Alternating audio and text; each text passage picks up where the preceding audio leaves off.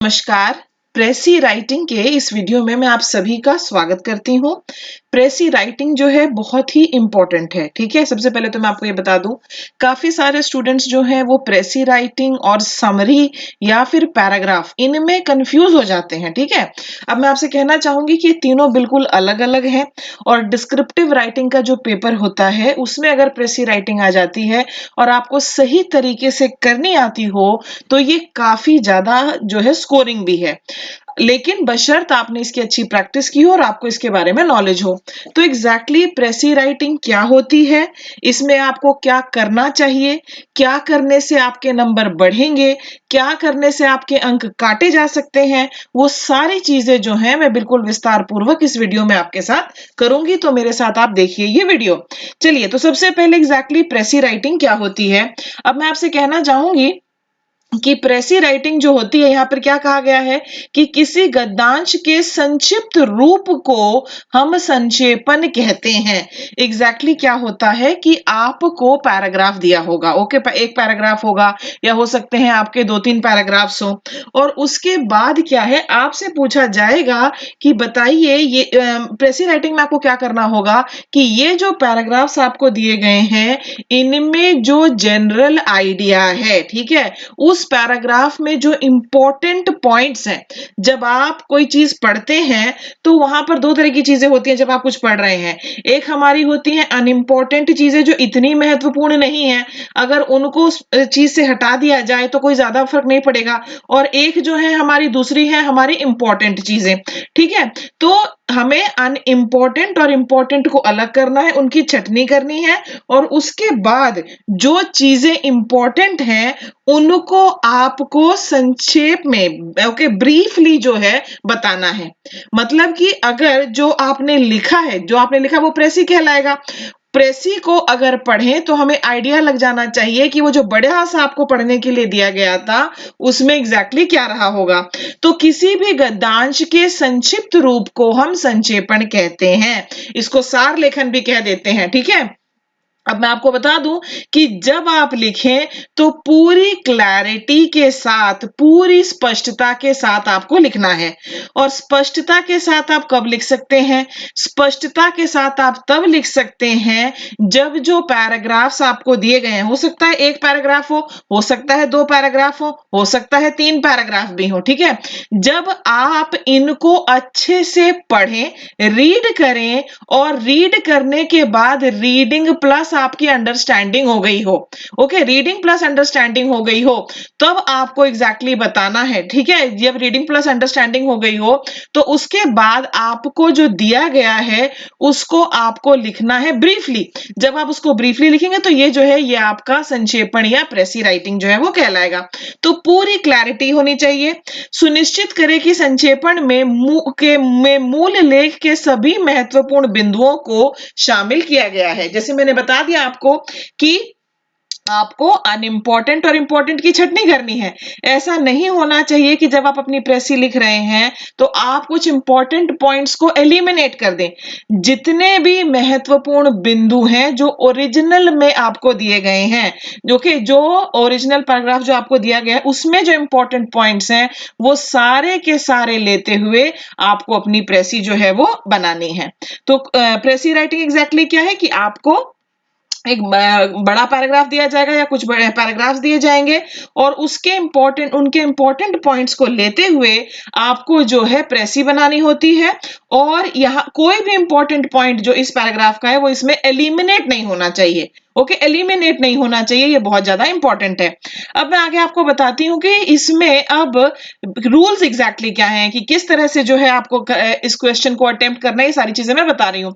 सबसे पहले क्या करना है, सबसे पहले गद्यांश को बारीकी से पढ़ना है आपको, ठीक है। देखो, आज के जमाने में हम इतने सारे स्टूडेंट्स के साथ इंटरेक्ट करते हैं, ओके, बहुत सारे पेपर्स हम इवैल्यूएट करते हैं, बहुत सारे रिसर्च हम करते हैं, तो हम क्या पाते हैं कि रीडिंग जो है ये एक ऐसी हैबिट है जो हम ये कह सकते हैं कि करीब करीब खत्म हो चुकी है, ठीक है। अगर जरा से आप किसी चीज का लेंथ देखते हो जो आपको पढ़ना है तो आप तुरंत पीछे हटते हो और आपको चाहिए कि नहीं नहीं नहीं कोई मुझे ब्रीफली बता दे कि इसके अंदर है क्या। Nobody is interested in reading, nobody is interested. लेकिन आपको यहाँ पर सिर्फ रीडिंग ही नहीं करनी है बल्कि आपको बारीकी से पढ़ना है, बहुत ही बारीकी से पढ़ना है और उसकी आवश्यक बातों की आपको पहचान करनी है। ओके, आप देखो इसमें स्टेप बाय स्टेप जाना। आप एक रीडिंग कीजिए, हो सकता है आपको कुछ भी समझ में ना आया हो, ठीक है। स्टार्टिंग में आपका जो उद्देश्य है वो ये होना चाहिए कि मुझे प्रेसी राइटिंग को मास्टर करना है। एक बार जब वो मास्टर हो जाए ना, उसके बाद आपको अगले स्टेप में ये करना है कि मुझे इतने निर्धारित समय के अंदर मास्टर करना है। तो मास्टरी पहले लो और उसके बाद उसको समय सीमा के अंदर लाने की कोशिश करेंगे हम। तो सबसे पहले आपको जो गद्यांश है उसको बारीकी से पढ़ना है और उसकी आवश्यक बातों की आपको पहचान करनी है, ठीक है। ये है, मान लीजिए कि आपको कोई पैसेज दिया गया है, ठीक है। आपको कोई वो जो पैसेज आपको दिया गया है वो महिलाओं पर होने वाले अत्याचार के बारे में, जस्ट इमेजिन, ठीक है। महिलाओं पर होने वाले अत्याचार के बारे में है और उसमें बहुत सारे एग्जांपल्स आपको दिए गए हैं कि दहेज उत्पीड़न का भी वो शिकार होती हैं, सड़कों पर छेड़छाड़ का शिकार वो होती हैं, लड़कियों से पढ़ाई छुड़वा दी जाती है। हो सकता है बहुत सारे एग्जाम्पल्स हो, आपको इतने सारे एग्जाम्पल्स की एक्चुअली आवश्यकता नहीं है, ठीक है। तो उसको शॉर्ट में कैसे कहना है, आवश्यक बातें जो है उसको निकालना, यही करना है आपको समरी राइटिंग के लिए। शब्दों की कुल संख्या पर आपको यहाँ पर बहुत ज्यादा ध्यान देना है। ओके, देखो जब आप एक ऑफिसर बन जाते हैं तो आपके पास बहुत सारा जो है मटेरियल आया करेगा और उस मटेरियल में एग्जैक्टली बहुत सारी चीजें होंगी और उसको सारे को पढ़ने के बाद ब्रीफ में आपको जो है चीजें तैयार करनी होंगी। तो उसी के लिए ये हो रहा है। तो शब्दों की कुल संख्या पर आपको बहुत ज्यादा ध्यान देना है, ठीक है। शब्दों की कुल संख्या पर ध्यान दें। यदि संख्या प्रदान नहीं की गई है, जनरली जब कोई समरी राइटिंग के लिए दिया जाता है तो जो ओरिजिनल आपके पैराग्राफ होते हैं या पैराग्राफ होता है उसके अंत में लिखा होता है कि कितने शब्द उसमें इस्तेमाल किए गए हैं। मान लीजिए दिया गया है 549 या फिर मान लीजिए दिया गया है 600, मान लीजिए आपको दिया गया है 1000। इस तरह से वहां पर जो है वर्ड्स लिखे होते हैं। आपको दिया गया होगा कि 280, आपको दिया गया होगा 250। ओके, आप ध्यान से प्रश्न को पढ़ना। ध्यान से जब आप प्रश्न को पढ़ेंगे तो वहां पर दिया होगा कि नीचे जो पैराग्राफ दिया गया है आप उसकी प्रेसी बनाएं। प्रेसी जो है, मान लीजिए उन्होंने दिया है कि प्रेसी जो है वो 1/4 of the original length of the passage में होनी चाहिए, 1/5 of the original length of the passage में होनी चाहिए, 1/3 में होनी चाहिए, या फिर in not more than 100 words, इस तरह से भी हो सकता है, ठीक है। इंस्ट्रक्शंस को ध्यान से पढ़ना, इंस्ट्रक्शंस जो दिए गए हैं उसके अनुसार आपको काम करना है। शब्दों की कुल संख्या पर ध्यान दिए, बहुत ही इंपॉर्टेंट लाइन है। ओके, यदि संख्या प्रदान नहीं की गई है तो अनुमानित रूप से संख्याओं का उपयोग करके जल्दी से गणना करें। ओके, कैलकुलेट कर लीजिए कितना होगा। अगर इस तरह की कोई भी इंस्ट्रक्शंस नहीं दी गई है तो जो ओरिजिनल पैसेज है उसके 1/3, 1/3 के अंदर जो है आपकी प्रेसी होनी चाहिए। मान लीजिए कि आपको जो पैराग्राफ दिया गया है वो 600 शब्द का है या मान लीजिए वो 590 का है, तो आपका जो है वो 200 के आसपास आपकी प्रेसी राइटिंग में शब्द होने चाहिए। ओके, नहीं दिया गया है तो 1/3 जो है उतने में हमें प्रेसी राइटिंग करनी होती है। गद्यांश को स्पष्ट रूप से समझने के लिए सुनिश्चित करें कि आपने गद्यांश को बारीकी से पढ़ा है और लिखना शुरू करने से पहले इसे 1-2 बार पढ़ लें। जितने भी हमारे स्टूडेंट्स हैं मैं उन सब से हमेशा कहती आई हूं कि आप जो है एक रफ ड्राफ्ट जरूर तैयार करें। जब भी प्रेसी राइटिंग की बात आएगी, ये रफ ड्राफ्ट अगर नहीं होगा तो 101% जो है आपका बहुत ज्यादा नुकसान होगा। बिल्कुल मैं क्लियरली कह रही हूं। होता क्या है, देखो किस तरह के क्वेश्चंस आप पूछते हैं, एग्जाम दे देंगे और उसके बाद आके पूछेंगे हमसे कि मैम वहां पर बोला गया था कि इसको 1/3 लेंथ में करना और 1/3 लेंथ जो था वो करीब 90 शब्द था या वो 200 शब्द था या वो 150 शब्द था। लेकिन मैंने क्या किया, मैंने जो ओरिजिनल मैंने जो प्रेसी है वो लिखी तो मेरे जो शब्द थे, मान लीजिए 150 बोला गया था तो मेरे तो 190 हो रहे थे और उसके बाद मैंने ना 20 शब्दों में काटा लगा दिया या मैंने एक वाक्य को काट दिया। आप काटपीट तक की स्टेज तक जाते ही क्यों हैं? आप जब ये रफ ड्राफ्ट तैयार कर रहे हैं तभी आपको देख लेना है, तभी आपको देख लेना है कि इसमें कुछ भी फालतू तो नहीं आ गया है और अगर मैं इस तरह से लिख रहा हूं तो एग्जैक्टली मैं कितने शब्दों का प्रयोग करूंगा। मैं ये नहीं कह रही हूं कि 1/3 का मतलब है एकदम एग्जैक्ट 1/3 कि उन्होंने आपको दिए हैं 333 वर्ड्स और आप 111 शब्दों में ही लिखेंगे। नहीं, मैं ये नहीं कह रही हूं। इसमें अगर आप +5% भी कर देते हैं तो चलेगा, +5% भी, यानी जैसे मान लो 111 है ना ये, तो 100 आप इसको ना 116 या फिर 105 से लेकर 115 के बीच में जो है इस रेंज में अपने जो वर्ड्स हैं वहां तक आप रख सकते हैं। यहाँ पर कह रहे गद्यांश को स्पष्ट रूप से समझने के लिए, मैं बार बार कह रही हूँ, रीडिंग विद अंडरस्टैंडिंग होनी है, ठीक है। जब तक आप किसी पैराग्राफ को समझेंगे ही नहीं तो फिर आप उसकी प्रेसी नहीं बना सकते हैं। ओके, ध्यान से देखो, इसको स्पष्ट रूप से समझने के लिए सुनिश्चित करें कि आपने गद्यांश को बारीकी से पढ़ा है, बहुत माइन्यूटली उसको पढ़िए, तभी तो आप इंपॉर्टेंट को अनइंपॉर्टेंट से अलग करेंगे। बहुत सारे स्टूडेंट्स को क्या लगता है कि मुझे तो कट कॉपी पेस्ट करना है। नहीं, आपको कट कॉपी पेस्ट नहीं करना है, बल्कि आपको कन्वर्ट करना है। ओके, कुछ स्टूडेंट्स क्या करेंगे, इंपॉर्टेंट सेंटेंसेस को अंडरलाइन कर देंगे और हूबहू उन सेंटेंसेस को उठा के जो है प्रेसी राइटिंग में डाल देंगे। बहुत भारी तरीके से आपके नंबर कटने वाले हैं। कुछ एक स्टूडेंट्स जो है वहां पर मान लीजिए कोई शब्द दिया गया है आपको प्रेसी के अंदर, विशाल, ठीक है, तो आप विशाल के स्थान पर बड़ा प्रयोग कर देंगे। नदी दिया गया है तो आप उसकी जगह मान लीजिए सरिता इस्तेमाल कर देंगे। बेसिकली पर्यायवाची शब्द, सिनोनिम्स वगैरह यूज करके उनको लगता है हाँ मैंने कर दिया अपने हिसाब से। नहीं, ऐसा नहीं है। ये क्या है, मान लो कि आपसे कहा गया है कि कोई बड़ा सा पैराग्राफ आपने पढ़ा और उसके बाद वो पैराग्राफ आपके सामने से हटा दिया गया और आपसे बोला गया कि बताओ तुमने इस पैराग्राफ में क्या पढ़ा है, तो उसके जो इंपॉर्टेंट पॉइंट्स आप सामने वाले को बताएंगे वही है आपका प्रेसी राइटिंग। तो गद्यांश को स्पष्ट रूप से समझने के लिए सुनिश्चित करें कि आपने गद्यांश को बारीकी से पढ़ा है और लिखना शुरू करने से पहले इसे 1-2 बार पढ़ लें। 1-2 बार तो उनके लिए है जिनको एक बार पहली बार पढ़ते ही 50% समझ में आ जाता है। अगर आपको लगता है नहीं मुझे 2 बार से ज्यादा पढ़ने की आवश्यकता है तो 2 बार से ज्यादा पढ़ो, 3 बार 4 बार, जितनी बार आपको जरूरी लगता है आप उतनी बार पढ़िए। गद्यांश में सबसे महत्वपूर्ण बिंदुओं को हाईलाइट करें। जैसे मैंने बताया कि आपने मान लीजिए आपने फर्स्ट रीडिंग की, कुछ एक स्टूडेंट्स ऐसे होंगे जो फर्स्ट रीडिंग में कुछ नहीं करेंगे, सेकंड रीडिंग में वो इंपॉर्टेंट पॉइंट्स को अंडरलाइन करेंगे, करते जाते हैं, ऐसा वो करते हैं। जैसे स्कूल के दिन याद करो हम क्या करते थे, हम चैप्टर में यही करते थे ना कि इंपॉर्टेंट पॉइंट्स को अंडरलाइन करते थे, राइट, इंपॉर्टेंट पॉइंट्स के हम नोट्स बनाते थे। तो गद्यांश के सबसे महत्वपूर्ण बिंदुओं को हाईलाइट करें और नोट्स बना लें। अपने संक्षेपण को एक उपयुक्त शीर्षक प्रदान करें, टाइटल दें, ठीक है। टाइटल क्या होता है, टाइटल जो है, एक आप क्या कर रहे हैं, आप पैराग्राफ की प्रेसी बना रहे हैं। अब इस प्रेसी में एग्जैक्टली क्या है, ये रिफ्लेक्ट होना चाहिए आपकी टाइटल में, राइट। आप इसको एक टाइटल दीजिए। टाइटल जो है देना इंपॉर्टेंट है। अगर प्रश्न में स्पष्ट रूप से दिया गया है do not give a title, okay, do not give a title, शीर्षक ना दें, तो केवल उस सिचुएशन में आप टाइटल ना दें, वरना आप टाइटल दें, इसके अलग से नंबर होते हैं। सबसे पहले आप ऊपर टाइटल लिखेंगे, ठीक है, उसको अंडरलाइन कर देंगे और उसके बाद जो है फिर आपकी प्रेसी राइटिंग जो है वो शुरू होगी। ओके, अपने संक्षेपण को एक उपयुक्त शीर्षक प्रदान करें। काफी सारे स्टूडेंट्स जो हैं टाइटल को एक क्वेश्चन फॉर्मेट में कर देते हैं।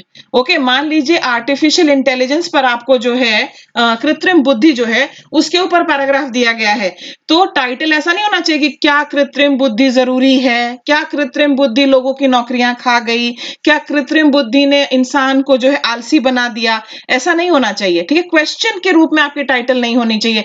टाइटल जो है वो एक रिफ्लेक्शन होनी चाहिए कि आगे प्रेसी में क्या आने वाला है। प्रेसी में जो आपने लिखा है वो उसमें रिफ्लेक्ट होना चाहिए आपके टाइटल के अंदर। टाइटल में आइडियली 3 से लेकर 7 शब्दों के बीच जो टाइटल बनती हैं वो अप्रोप्रिएट होती हैं, वो उचित होती हैं। अगर इससे 1-2 शब्द ज्यादा भी हो जाए तो घबराने की आवश्यकता नहीं है। सुनिश्चित करें कि आपने इसके कच्चे प्रारूप की समीक्षा कर ली है और यह भी सुनिश्चित करें कि आपने कोई व्याकरण संबंधी त्रुटियां नहीं की हैं।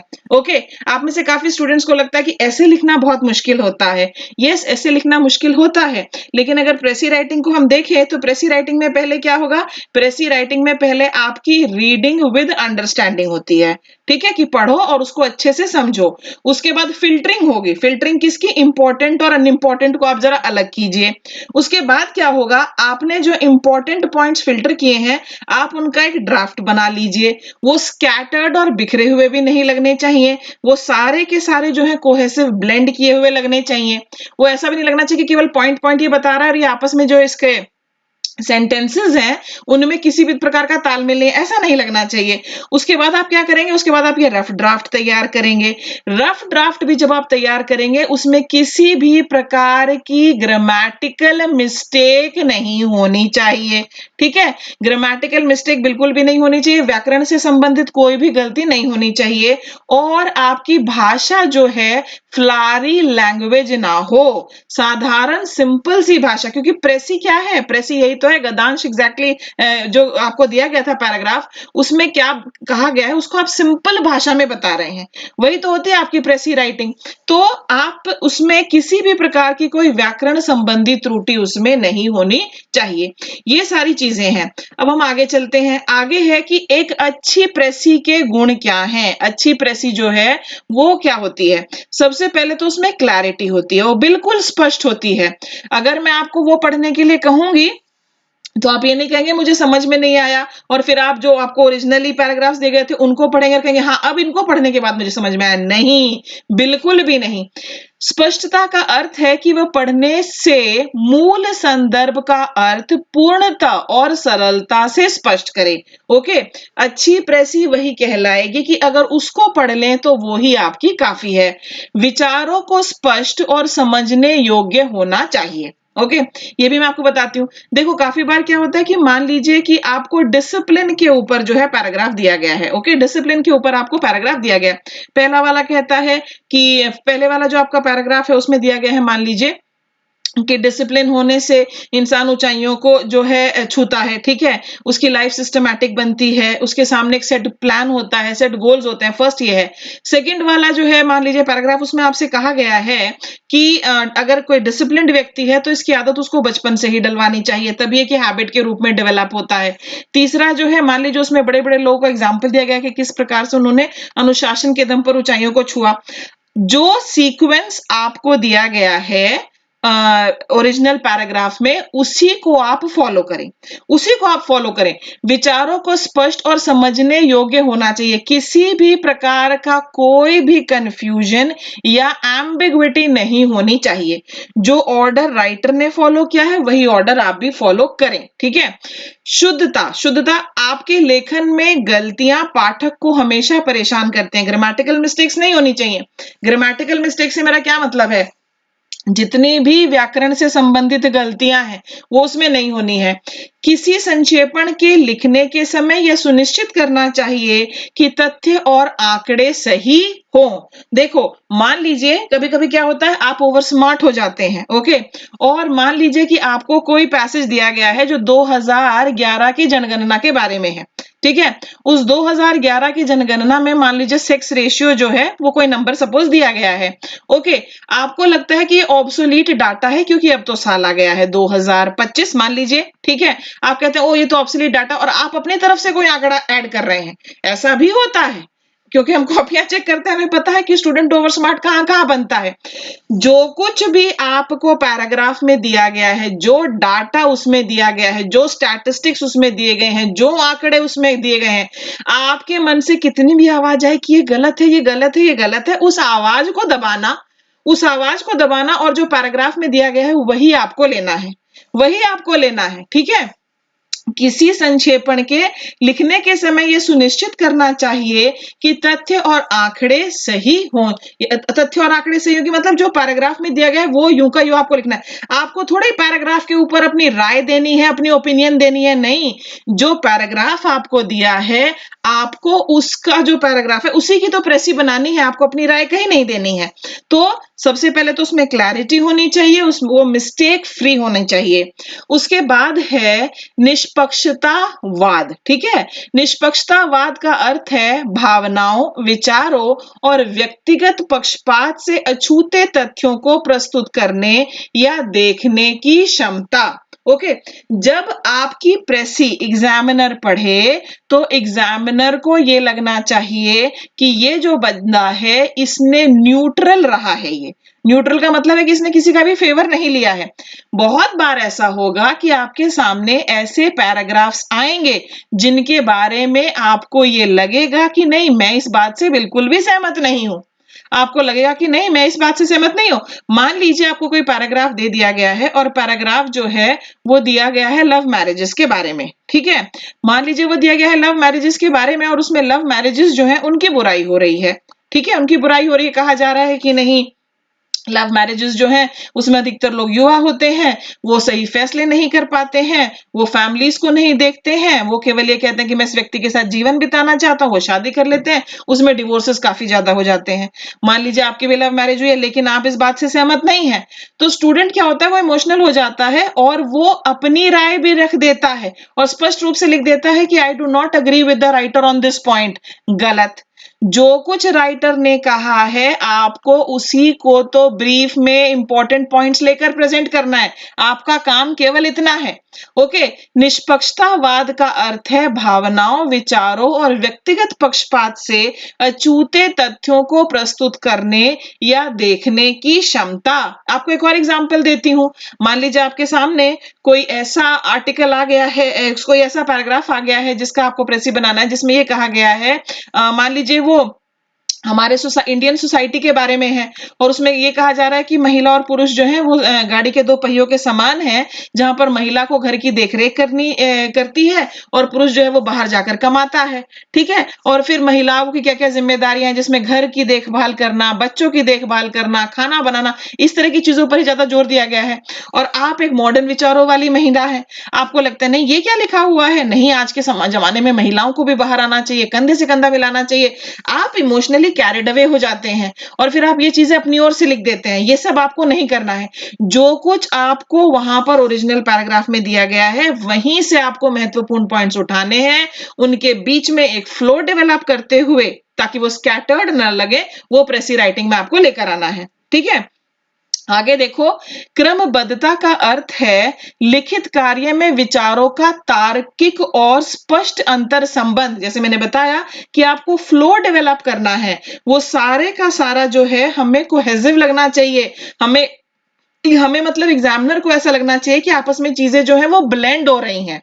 ओके, मान लीजिए आपको दिया गया है पैराग्राफ, पहले पैराग्राफ जो है वो किसी चीज के एडवांटेजेस बता रहा है, मान लो डिमोनेटाइजेशन पर है।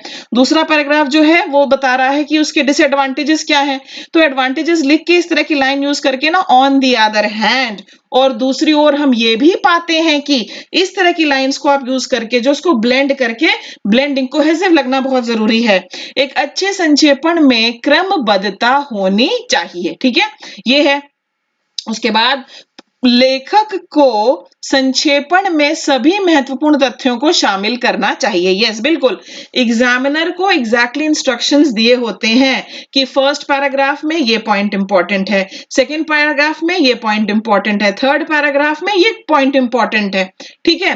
मान लीजिए कि जंक फूड पर आपका पैसेज है, ठीक है, जंक फूड पर आपका पैसेज है, ये जो इस तरह का खाना आजकल चल रहा है, तो पहले पैराग्राफ में वो है वो दुनिया भर के जंक फूड के बारे में लिखेगा, फिर आप देखोगे कि धीरे धीरे से किस तरह से वो बर्गर की ओर आ रहा है, ठीक है, कि बर्गर भी एक जंक फूड है, इससे यूएस में बहुत लोग जो हैं मोटापे का शिकार हो रहे हैं, ये उनके स्टेपल फूड में, इस तरह की चीजें। तो आप क्या देखोगे कि जो बिगिनिंग में इतना इंट्रोडक्टरी पार्ट था वो इतना इंपॉर्टेंट नहीं है, आप सीधे बर्गर से भी शुरू कर सकते हैं। हो सकता है इससे पहले बहुत कुछ लिखा हो कि आजकल का जो लाइफस्टाइल है उसमें जंक फूड हमारे जीवन का एक बहुत इंपॉर्टेंट पार्ट बन गया है, इस जंक फूड में ये फूड आता है।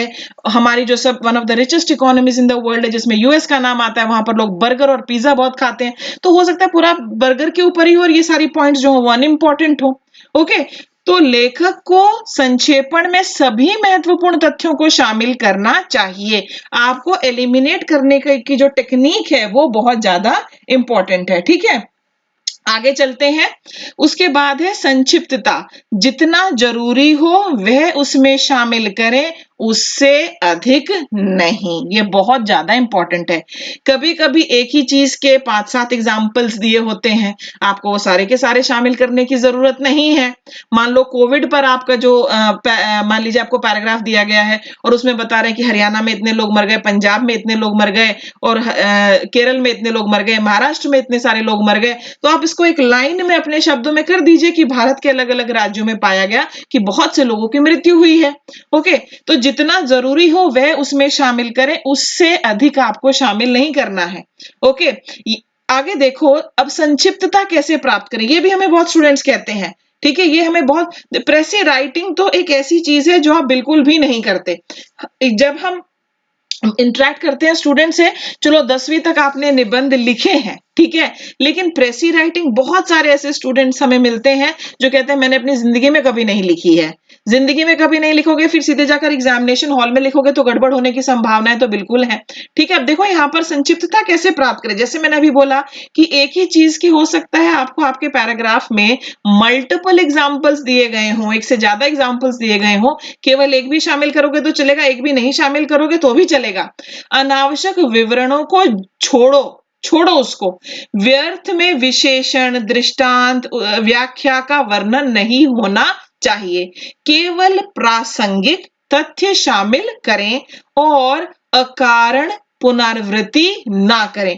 रिपीट करने की आवश्यकता नहीं है। देखो, एक चीज और होती है, हम देखते हैं स्टूडेंट्स क्या करते हैं, मान लो उनको फर्स्ट पार्ट जो है पैराग्राफ का बहुत अच्छे से समझ में आ गया, बीच की 3-4 लाइनें समझ में नहीं आई। ऐसे भी बुद्धिमान होते हैं जिनको 90 शब्दों तक ले जाना होता है, उनके 50 शब्दों में खत्म हो गया क्योंकि बीच का सेंट्रल पोर्शन उनकी समझ में ही नहीं आया। ऐसा हो जाता है। देखो, अगर आप रीडिंग नहीं करोगे तो दिक्कतें आएंगी। मान लो इकोनॉमिक्स से रिलेटेड, इकोनॉमी से रिलेटेड कोई टॉपिक आ गया जिसमें ऐसे ऐसे शब्द हैं, कैश रिजर्व रेशियो है, रेपो रेट है और इस तरह की चीजें हैं, तो आपको दिक्कत आ जाएगी। इन्फ्लेशन है तो आपको बहुत दिक्कत आ जाएगी, तो उस पोर्शन को वो छोड़ ही देते हैं और जो स्टार्टिंग में था या जो एंड में था उसी को वो रिपीट करते रहते हैं। No no no no no, examiner बेवकूफ नहीं है। केवल प्रासंगिक तथ्य शामिल करें, अकारण पुनरावृत्ति ना करें। ये बहुत इंपॉर्टेंट है आपके लिए।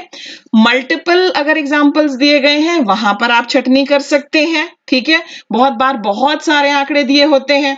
जैसे मान लो अगर फीमेल एजुकेशन पर एक्चुअली आपका पैराग्राफ है तो वो स्टार्ट हो सकता है स्कूल एजुकेशन से। उस स्कूल एजुकेशन में बहुत सारे आपको आंकड़े दिए हो सकते हैं कि 5वीं तक इतने बच्चे एडमिशन लेते हैं, इतने ड्रॉप आउट होते हैं, 10वीं तक इतने लेते हैं, इतने ड्रॉप आउट होते हैं, और उसके बाद जो है 5-6 पॉइंट्स बताकर फिर एग्जैक्टली गर्ल्स की क्या हालत है, फीमेल एजुकेशन की क्या हालत है, उस मुद्दे पर आ रहा हो। तो जब आप उसको पढ़ेंगे तो क्या है उस पूरे पैराग्राफ की थीम, उसको पकड़ो और उससे रिलेटेड जो सारी चीजें हैं उनको छांटो। ठीक है, ये आपको करना है। आगे देखो, अब संक्षेपण करने की तकनीक। ओके, एग्जैक्टली आपको कैसे करनी है संक्षेपण। प्रेसी लिखने के 3 महत्वपूर्ण कदम जिनका पालन किया जाना चाहिए। पहले तो आपको पढ़ना है, पढ़ना है, बहुत ज्यादा इंपॉर्टेंट है ये। ओके, कॉम्प्रीहेंशन में बहुत बच्चे पूछते हैं कि मैम जैसे कॉम्प्रीहेंशन में पैसेज होता है वैसे ही आएगा। देखो, कॉम्प्रीहेंशन में जैसे पैसेज होता है, देखो कॉम्प्रीहेंशन में क्या होता है कि उसके बाद आपसे 5-6 क्वेश्चन पूछे होते हैं, आपको उनका आंसर देना है। अगर ये जो कॉम्प्रीहेंशन आपको दी गई इसमें कोई ऐसा हिस्सा है जो किसी भी प्रश्न से संबंधित नहीं है और वो हिस्सा ना भी आपको समझ में आए तो चलेगा। ऐसा प्रेसी राइटिंग में नहीं होता है। प्रेसी राइटिंग में तो जो आपको दिया गया है आपको वो बहुत अच्छे से समझना है ताकि आप जाने कि इंपॉर्टेंट है या अनइंपॉर्टेंट है। पहले आप उसको पढ़ेंगे, इंपॉर्टेंट पॉइंट्स को आप रफ ड्राफ्ट का हिस्सा बनाएंगे, उसके बाद आप उसको लिखेंगे। और लिखने के बाद भी बहुत बार ऐसे होते हैं स्टूडेंट्स कि 2-4 शब्द जो हैं ज्यादा हो गए या उसको लगता है कि नहीं कोई चीज मिसिंग रह गई, तो एक बार उसको फिर से आप सारे के सारे को जो है एग्जामिन करेंगे और एग्जामिन करने के बाद जो ग्रामेटिकल मिस्टेक्स वगैरह हैं, जो भी आपको लगता है कि उसमें कमियां रह गई हैं, वो सारी की सारी आप दूर करने का प्रयास करेंगे। आगे आ जाओ, अब हम इन तीनों पॉइंट्स को ले रहे हैं, राइटिंग पर आ रही हूं। सबसे पहले सामान्यतः मूल का तृतीयांश करने की आवश्यकता को ध्यान में रखते हुए संक्षेपण का एक कच्चा प्रारूप तैयार करें, यानी कि आप उसका एक रफ ड्राफ्ट जो है तैयार करेंगे। रफ ड्राफ्ट तैयार करेंगे और रफ ड्राफ्ट तैयार करते टाइम आपको हमेशा याद रखना है कि आपको वो कितने शब्दों के भीतर करना है। वर्ड लिमिट हमेशा याद रखनी है। अगर आपको 900 शब्दों में दिया गया है या तो इंस्ट्रक्शंस होंगी कि आप इसको 250 वर्ड्स में कर दीजिए, इसकी प्रेसी बना दीजिए, नहीं है तो फिर इसका 1/3 क्या होगा, 300 शब्द। ठीक है, महत्वहीन चीजों को इसमें शामिल नहीं करना है आपको। पॉइंट नंबर 2, पहले प्रयास में शब्द संख्या अधिक हो सकती है, अधिक होने की संभावनाएं काफी ज्यादा हैं। यदि आवश्यक हो तो इसे छोटा करें और सावधानी पूर्वक फिर दूसरा प्रयास करें। स्टार्टिंग में अगर आपको 2-3 प्रयास भी करने पड़े आप कीजिए, लेकिन आप टेक्निक को सीखिए। आप कीजिए लेकिन आप टेक्निक को जरूर सीखिए। देखो, ये जो सेक्रेटरी रखे जाते हैं ऑफिसेज में, क्यों रखे जाते हैं? क्योंकि बॉस के पास टाइम नहीं है वो सारी चीजें देखने का, पढ़ने का, ये वो है कि नहीं? अब बॉस क्या पूछेगा सेक्रेटरी से? बॉस पूछेगा कि अच्छा बताओ तुम वहां मीटिंग में गई थी, क्या हुआ? तो सेक्रेटरी जो है वो एक लाइन में क्या बता देगी बॉस को? बॉस को बता देगी कि सर अगली मीटिंग का टाइम डिसाइड हो गया है, या सर मिस्टर गुप्ता ने ये कोटेशन दे दी है। जबकि वहां पर जब वो गई होगी बहुत सारी चीजें हुई होंगी, लेकिन उसने बॉस के लिए क्या किया? बॉस के लिए काम आसान किया है। यही काम आपका है, यही काम आपका है कि एग्जैक्टली जो आपने पूरा का पूरा वो पढ़ा है उसमें से इंपॉर्टेंट पॉइंट को निकालो, उनके बीच में कोहेसिवनेस डेवलप करो और प्रेसी को आप लिख दीजिए। ओके, महत्वहीन चीजों को इसमें शामिल नहीं करना चाहिए। पहले प्रयास में शब्द संख्या अधिक हो सकती है, होगी भी शुरू शुरू में तो, क्योंकि आपको सारी चीजें ही महत्वपूर्ण लगेंगी। यदि आवश्यक हो तो इसे छोटा करें और सावधानी पूर्वक दूसरा प्रयास करें। फिर है रिवीजन। अपनी गलतियों का आप पता लगाइए, कहाँ कौन सी मिस्टेक हो गई है मुझसे। मिस्टेक, ग्रामेटिकल मिस्टेक बिल्कुल भी नहीं होनी है। व्याकरण या वर्तनी में जो कमियां हैं आप उनको सही करेंगे, और अपने संक्षेपण को टाइटल देना ना भूलें। जैसा कि मैं बता चुकी हूं, अगर क्लियरली लिखा गया है कि टाइटल ना दें, उस सिचुएशन में आप टाइटल ना दें। अच्छा, एक चीज और है, बच्चे ये भी पूछते हैं कि मैम टाइटल कहाँ दें? बड़ा सिंपल है, टाइटल सबसे ऊपर दें। सबसे ऊपर जो है आप टाइटल दीजिए। उसके बाद आगे चलते हैं और देखते हैं यहाँ पर क्या कहा गया है। अब यहाँ पर है संक्षेपण में करने योग्य जरूरी बातें। क्या क्या आपको करना है? सबसे पहले अच्छी तरह से पढ़ें और समझें, ये तो बहुत इंपॉर्टेंट है। सबसे महत्वपूर्ण बिंदुओं को आप रेखांकित करें जो आपके संक्षेपण में शामिल होने चाहिए। ऐसे शब्दों का प्रयोग ना करें इस लेख में। ओके, ऐसे शब्दों का प्रयोग ना करें। बहुत सारे लोग इस तरह से स्टार्ट कर देते हैं, in this article, in this paragraph, इस तरह की चीजें आप ना करें। कभी कभी क्या होता है, आप कुछ चीजें जो है उनको रट लेते हैं। ठीक है, आप कुछ चीजों को रट लेते हैं। जैसे आप लेटर की बिगिनिंग कैसे स्टार्ट करते हैं? अगर किसी मित्र को लिखना है, I hope this letter of mine finds you in the pink of health. और अगर आपको किसी ऑफिशियल लेटर लिखना है, फॉर्मल लेटर लिखना है, तो उसमें स्टार्ट होता है through the columns of this letter, या through this letter I would like to draw your attention to this problem. आप इस तरह से तो स्टार्ट करते हैं। प्रेसे में भी लोग रट लेते हैं, इस लेख में। ऐसे आपको स्टार्ट नहीं करना है, इन दिस आर्टिकल, नो। इस शैली का प्रयोग करें जैसे लेखक कहता है कि देखो ये उस सिचुएशन में है कि मरता क्या ना करता। वैसे तो जो फर्स्ट लाइन है, जो आपके पूरे प्रेसी की फर्स्ट लाइन है, वो जो सेंट्रल थीम है उस पैराग्राफ में, उसको रिफ्लेक्ट करनी चाहिए। अगर सेंट्रल थीम ये है कि महिलाओं में शिक्षा में, महिलाओं की जो शिक्षा उसमें बढ़ोतरी देखी जा रही है, तो female literacy in India is showing an upward trend, या female literacy in India is on the rise. मान लीजिए पहला पैराग्राफ इसके बारे में, दूसरा पैराग्राफ इसके कारणों का विश्लेषण कर रहा है कि अब लोग जागरूक हो रहे हैं, लोग बेटा बेटी में फर्क नहीं कर रहे हैं, सरकार इंसेंटिव्स दे रही है। ओके, तो फर्स्ट पैराग्राफ में तो वो बढ़ रही है, और सेकंड पैराग्राफ में ये सारी पॉइंट्स आपको दिए गए हैं। तो फर्स्ट पैराग्राफ को सेकंड से ब्लेंड करते हुए आप लिखिए कि the reasons for rise in this female literacy are, और जो अलग, देखो कभी कभी क्या होता है कि एक एक रीजन अलग अलग लाइन में होता है। Societal pattern is changing. Okay, समाज के जो सोचने का तरीका है उसमें बदलाव आ रहा है। लेकिन इन्हीं जो 4-5 एडवांटेजेस दिए होंगे, आप इनको एक सेंटेंस में ब्लेंड करके भी लिख सकते हैं। तो ऐसे वाक्यों का प्रयोग ना करें जैसे इस लेख में, ये गलत है। इस शैली का प्रयोग करें, देखो ये मैं कब कह रही हूं आप प्रयोग करें, जब आपके पास कुछ भी ना और बच जाए, तब आप इसका प्रयोग करें कि लेखक ये कहना चाहता है कि, वरना जैसे मैंने बताया, मान लीजिए ड्रग अब्यूज के बारे में है, ठीक है, ड्रग अब्यूज के बारे में है, या बॉलीवुड में और ड्रग्स के बीच में क्या कनेक्शन है, तो जो भी आपकी सेंट्रल थीम है उसके ऊपर आप लिखिए। अच्छा, उसके बाद बहुत सारे स्टूडेंट्स ये भी पूछते हैं कि जो प्रेसी राइटिंग होती है उसमें कितने पैराग्राफ्स होने चाहिए। एक पैराग्राफ में ही रखो। ओके, एक पैराग्राफ में ही रखो, वन पैराग्राफ, ठीक है।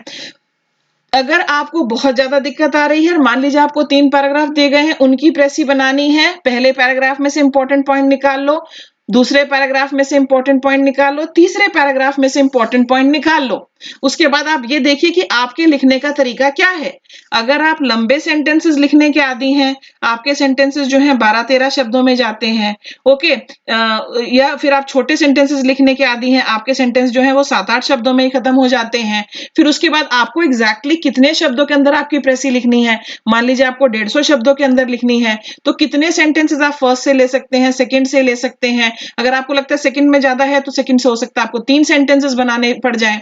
ऐसे भी आप कर सकते हैं कि पूरे का पूरे जो आपको पैराग्राफ्स दिए गए हैं उनको सब डिवाइड करें और फिर देखें कि मुझे कहां से कितने लेकर कैसे सेंटेंसेस बनाने हैं। ठीक है, लेकिन जब आप प्रेसी बनाएं तो इसे एक पैराग्राफ में ही रखो। अब आपका क्वेश्चन आया कि क्या हमेशा एक ही पैराग्राफ में रखना है? 2 से ज्यादा कभी भी नहीं होने चाहिए। 2 से ज्यादा नहीं होने चाहिए, एक ही रखो, ये सबसे ज्यादा सही है। लेकिन कभी कभी क्या होता है ना, आपको 900 शब्दों पैराग्राफ दे दिया गया है और 900 शब्दों और आपसे कहा जा रहा है कि 450 शब्दों में बना दो, 500 शब्दों में बना दो, या फिर हो सकता है और बड़े हो, 1500 का देकर आपको बोला गया कि इसको पूरे को पढ़कर 500 वर्ड्स में बनाइए। तो ऐसी सिचुएशन में जब बड़े होते हैं तो आप 2 पैराग्राफ तक जो है बना सकते हैं। ठीक है, तो ये सारी बातें हैं, पढ़िए अच्छे से उसको। ओके, महत्वपूर्ण बिंदुओं को रेखांकित कीजिए और किस तरह से शुरुआत करनी है, कितने पैराग्राफ बनाने वो मैंने आपको यहाँ पर बताया है। क्या कर सकते हैं, क्या कर सकते हैं, व्यक्तिगत राय शामिल नहीं कर सकते आप। आपकी बहुत सारी व्यक्तिगत राय होती हैं, उनको अपने तक ही रखिए। एग्जामिनर को केवल आपकी प्रेसी ही पढ़नी है और प्रेसी जो है, जो पैराग्राफ दिया गया है उसका रिफ्लेक्शन है बस। एक संक्षेपण का उद्देश्य किसी अन्य व्यक्ति की कहानी या तर्क को संक्षेप में प्रस्तुत करना है, न कि कहानी में आपके पसंदीदा भाग के बारे में बताना। ऐसा होता है, या तो आप अपनी व्यक्तिगत राय बता देते हैं, या फिर वो जो आपको दिया गया है पैराग्राफ उसमें आपको सबसे इंटरेस्टिंग पार्ट कौन सा लगा, क्या लगा, वो सब आप बताने लगते हैं। नहीं नहीं नहीं, ये नहीं करना है। निर्धारित सीमा के भीतर अधिकतम प्रासंगिक जानकारी देने का आप प्रयास करेंगे। अनुच्छेद में उपयोग किए गए समान काल का उपयोग करें या भूतकाल का उपयोग करें। ये बहुत इंपॉर्टेंट है, ये बहुत सारे स्टूडेंट्स मुझसे पूछते हैं, मैम टेंस के बारे में बताइए। देखो, मान लीजिए कि आपको जो पैराग्राफ दिया गया है वो है अबाउट बेनिफिट्स ऑफ टेक्नोलॉजी। ठीक है, बेनिफिट्स ऑफ टेक्नोलॉजी। बहुत सारे जो हैं टीचर्स वो ये कहते हैं कि आप इसको पास्ट टेंस में लिख दीजिए। ठीक है, आप इसको पास्ट टेंस में लिख दीजिए। मैं आपसे कहना चाहूंगी, मान लीजिए आपको बेनिफिट्स ऑफ टेक्नोलॉजी पर दिया गया है, टेक्नोलॉजी के क्या क्या फायदे हैं। ओके, उसमें बहुत सारा है कि ई पेमेंट्स हो रही है, घर से बैठे बहुत सारे काम हो रहे हैं, घर से बैठे क्लासेस अटेंड की जा रही है, वो सारी चीजें दी गई हैं। ये पास्ट टेंस में कैसे हो सकता है? ये तो प्रेजेंट इंडेफिनिट में होगा। इस तरह के बहुत सारे टॉपिक है, बेनिफिट्स ऑफ टेक्नोलॉजी हुआ, बेनिफिट्स ऑफ मॉर्निंग वॉक हुआ, बेनिफिट्स ऑफ क्या कह सकते हैं, benefits of a healthy body हुआ। बहुत सारे ऐसे टॉपिक्स हैं जो सिंपल प्रेजेंट में है और उसकी जो प्रेसी भी बनेगी वो सिंपल प्रेजेंट में ही बनेगी या प्रेजेंट इंडेफिनिट में ही बनेगी। राइट, तो अनुच्छेद में उपयोग किया गया, आप देखो एग्जैक्टली कि क्या यहाँ पर टेंस चेंज करने की जरूरत है। जहां पर टेंस चेंज होगा वहां पर प्रेसी जो है फिर पास्ट टेंस में हो जाएगी। एक तो हम डायरेक्ट स्पीच का प्रयोग नहीं करते हैं प्रेसी में। ओके, डायरेक्ट स्पीच का प्रयोग नहीं करते हैं। डायरेक्ट स्पीच कौन सी होती है? डायरेक्ट स्पीच वो होती है जिसमें हम वो ओपन इन्वर्टेड कॉमा वगैरह जो है वो लगाकर लिखते हैं। ठीक है ना, Ravi said I will be coming tomorrow, इस तरह की जो हमारी होती है वो ये जो है हमारी, ये डायरेक्ट स्पीच है, इसका प्रयोग नहीं करना है। ओके, नहीं करना है। थर्ड पर्सन में एक तो लिखना है आपको, थर्ड पर्सन।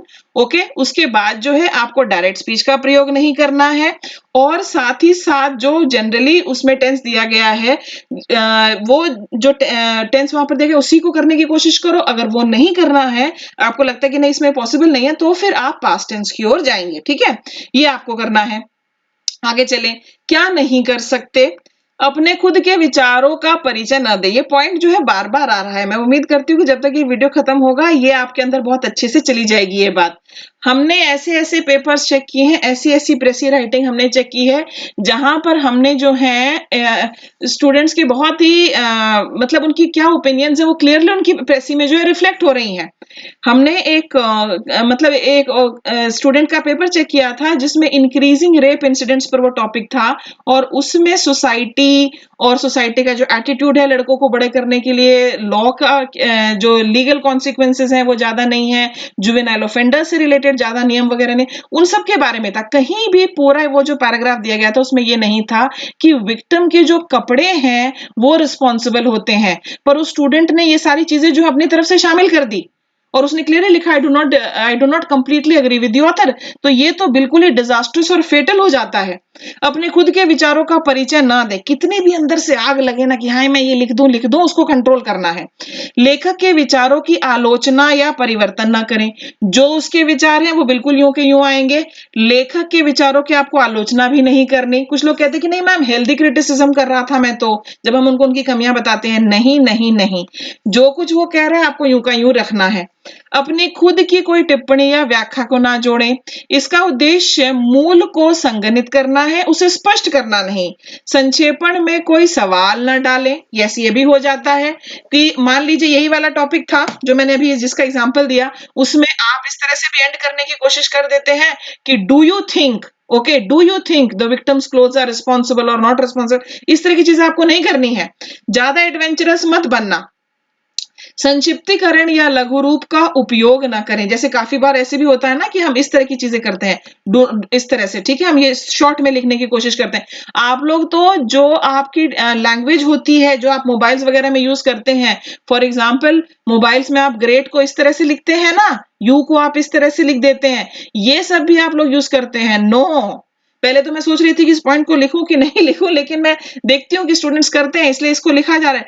लिखने की भाषा अलग होती है, बोलने की भाषा बहुत अलग होती है, ठीक है। तो ये बहुत इंपॉर्टेंट है आपके लिए, लघु रूप का प्रयोग ना करें। इस तरह के जो शॉर्ट फॉर्म्स हैं ये लघु रूप है। आगे देखो, मूल गद्यांश में उपयोग नहीं किए गए किसी भी उदाहरण का उपयोग आप नहीं करेंगे। ऐसा होता है, ठीक है।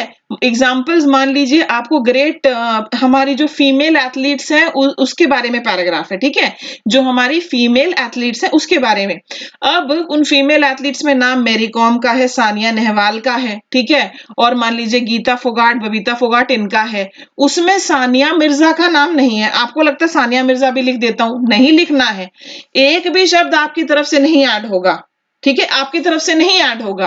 मान लीजिए बिग स्टेट्स के बारे में है कि जो बड़े राज्य हैं उनके बारे में कोई पैराग्राफ आपको दिया गया है, उसमें यूपी दिया गया है, उसमें महाराष्ट्र दिया गया है, उसमें मध्य प्रदेश दिया गया है।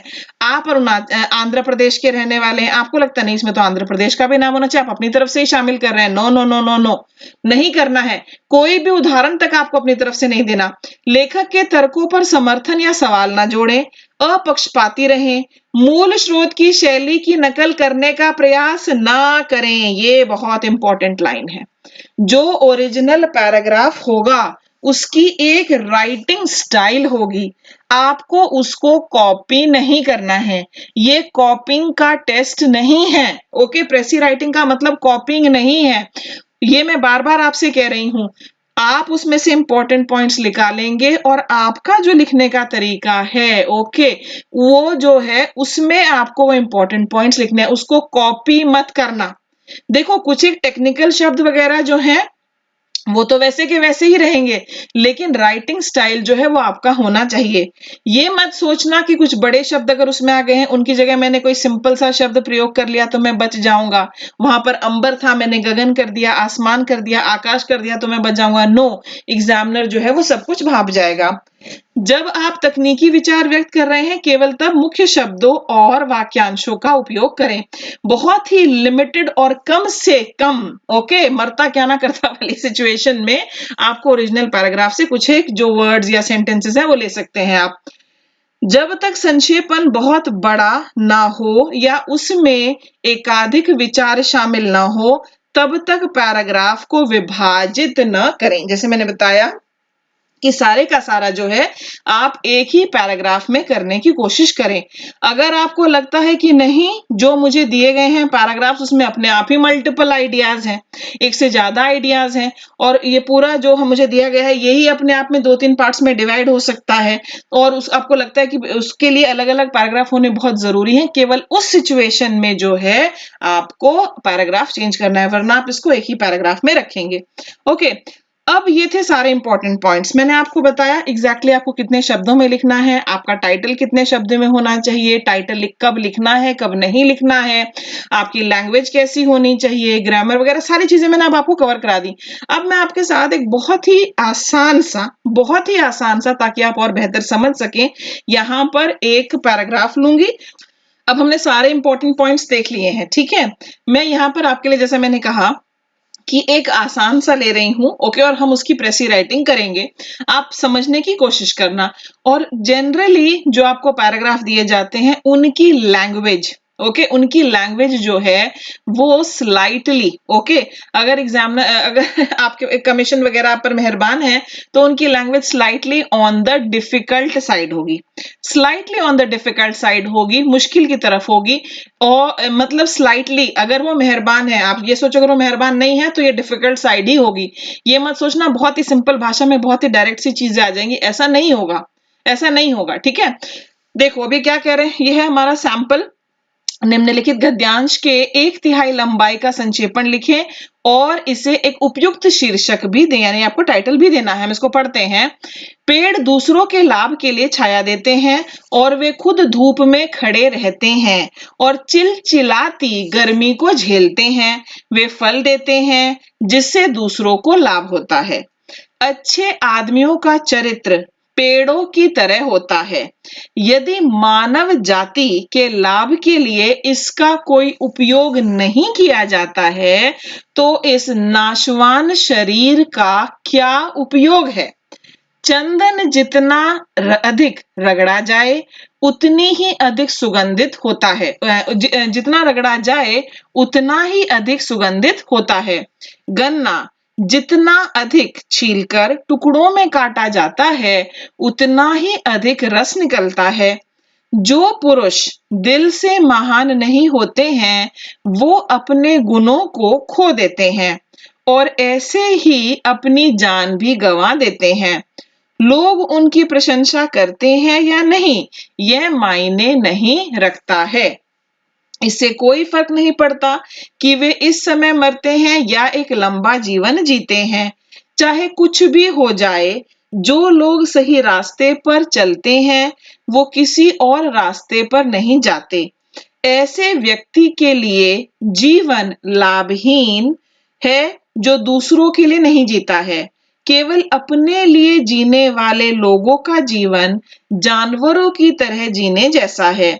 जो लोग दूसरों की खातिर अपना जीवन जीते हैं वे निश्चय ही आनंद की दुनिया में हमेशा के लिए बस जाते हैं। ठीक है, ये आपको दिया गया है पैराग्राफ में।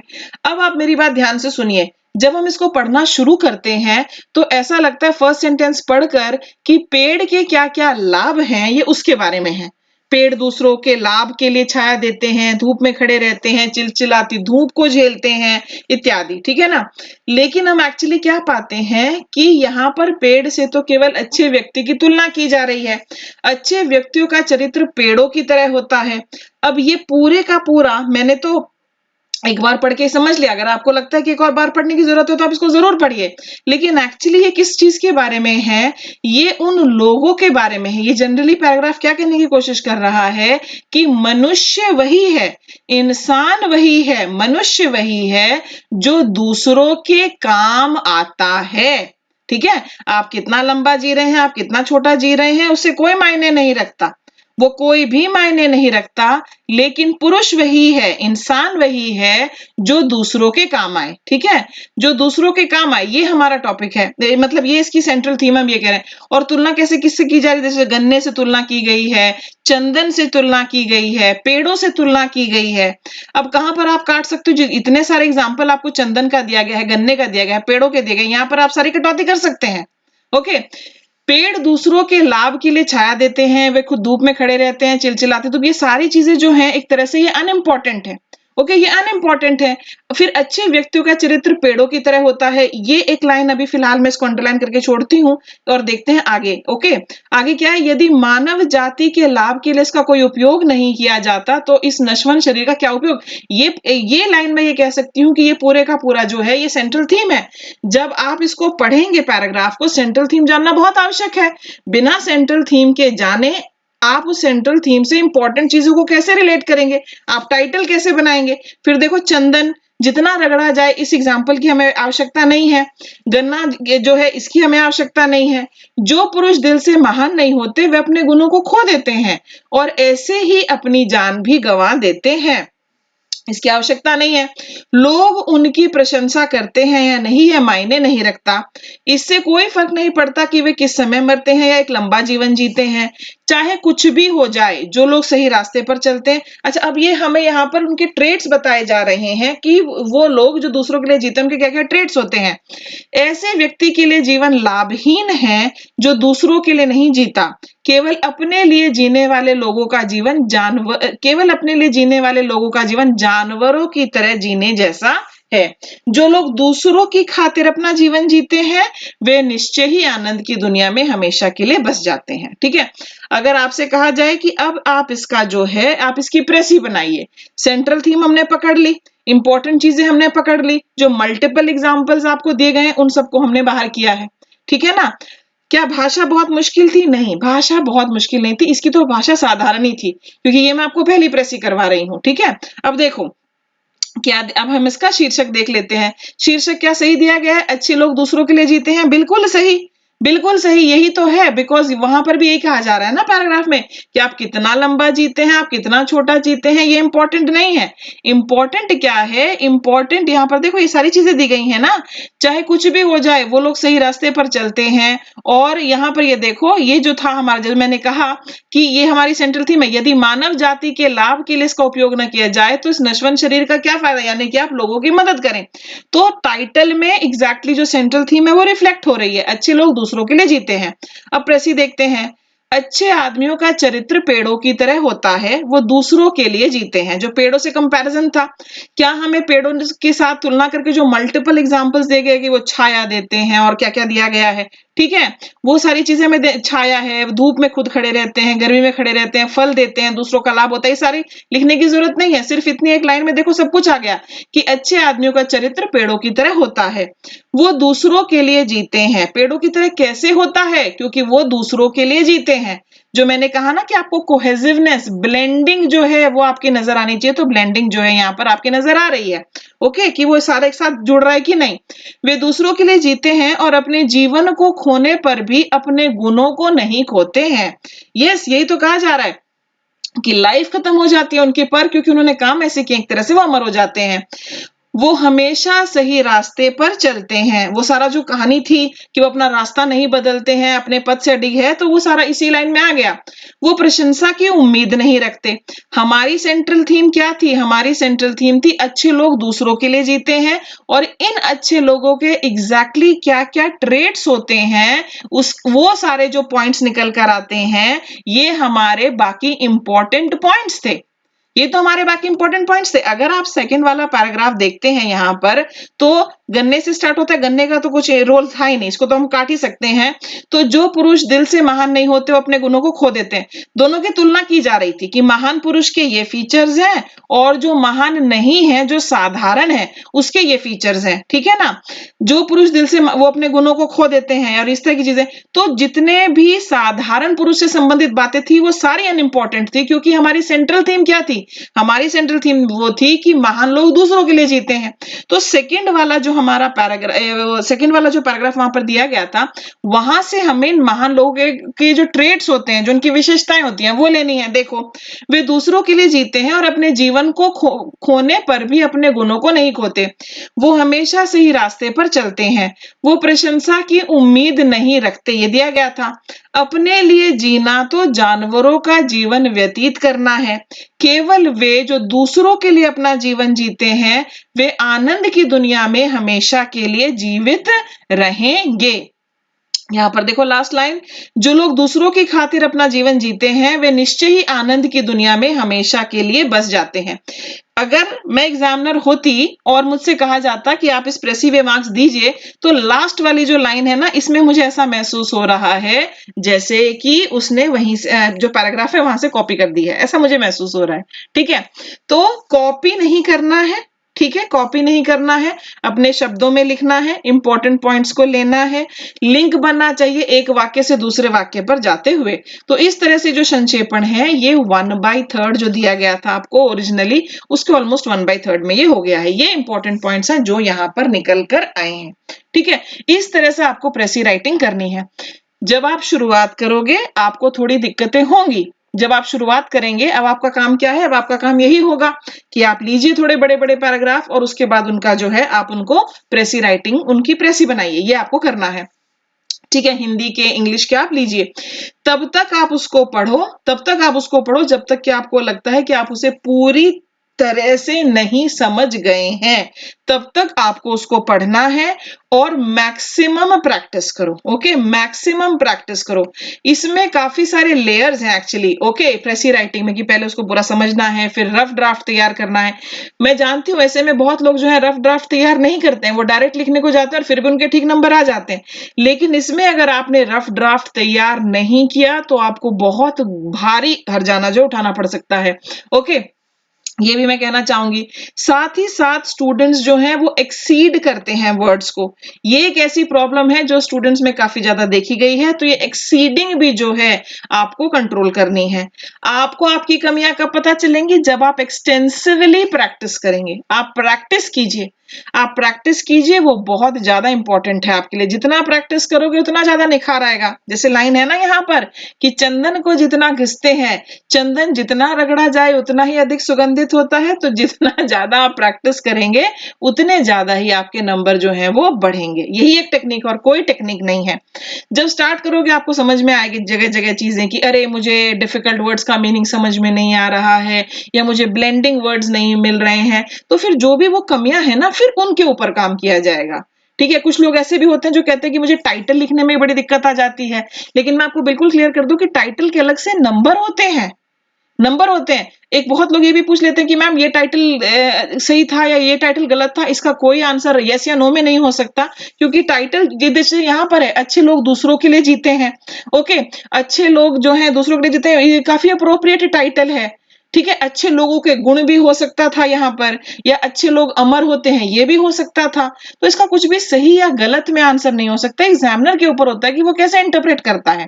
ओके, तो ज्यादा से ज्यादा आप प्रैक्टिस करो, यही एक तरीका है। ज्यादा से ज्यादा आप प्रैक्टिस कीजिए। ओके, और उसके बाद जो है आपको लिखते टाइम अपनी ग्रामेटिकल मिस्टेक्स को भी कंट्रोल करना है।